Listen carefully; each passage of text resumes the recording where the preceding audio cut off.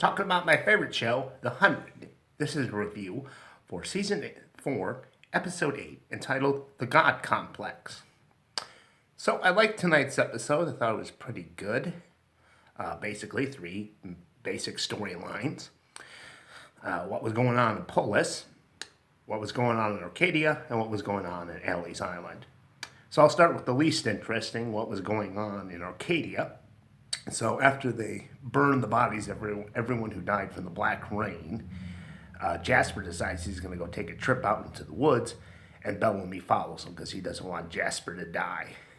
And it's more of Jasper saying, I don't want to keep going on, suicidal Jasper.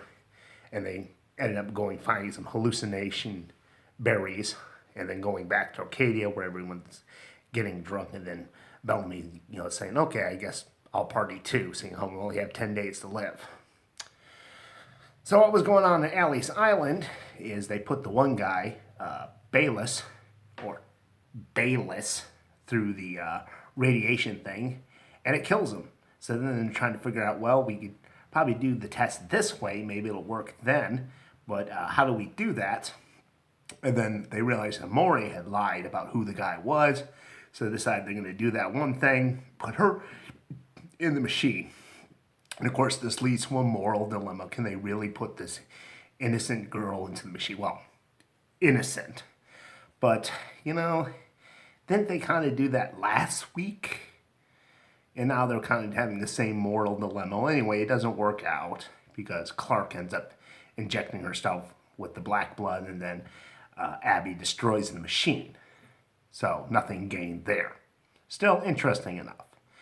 And then we have what was going on in Polis, which was much more interesting. So Jaha's listening to Clark's one friend, Nia, and she was saying something about from the ashes we will rise when they're putting the bodies on the pyre.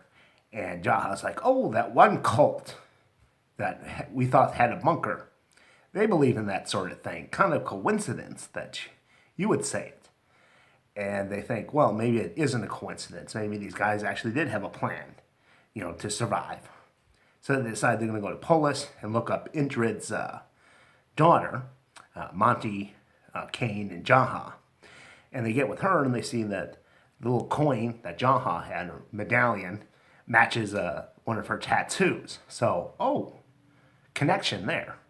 And this is kind of interesting. I'm thinking that one cult that we saw in the one episode, when Jaha was looking for their bunker, they were the ones that Becca saw when she landed on Earth. Like they had survived in their own bunker. And of course, that's the case because they have a bunker under the temple, and they had to burn the medallion to get the key to open it. So, it's nice to see something good happens to the group finally. All the bad luck that they've had, it's good to see they had some good luck for once. And that was basically the episode. Pretty simple episode. And I did enjoy it. I mean, I thought the moral dilemma with Emery was a bit repetitive. I didn't, really care whether Jasper got killed or not. But the stuff with, in Polis, with the Doomsday Cult, trying to figure things out, that was interesting. And of course, we get to see that Polis has gone to shit. People are dying from the Black Rain. They're dying in the war. So I thought that was all interesting. It kind of does make me wonder where they're going to be in Season 5. Because are they all going to be down in the bunker, and that's just what it's going to be for the whole season?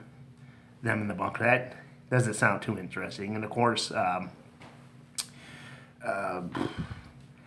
still trying to figure out, well, if the Black Rain kills everything, like people-wise, and animals, they haven't got anything. Would it also kill plant life? What the hell are they going to be eating? Because all the animal life is dead.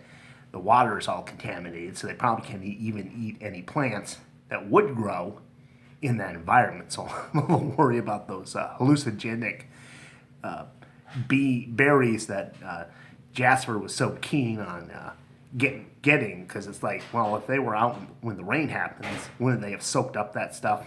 And you take that, aren't you going to die, like how it was with Luna and the fish? Now, like I said, I thought it was a good episode.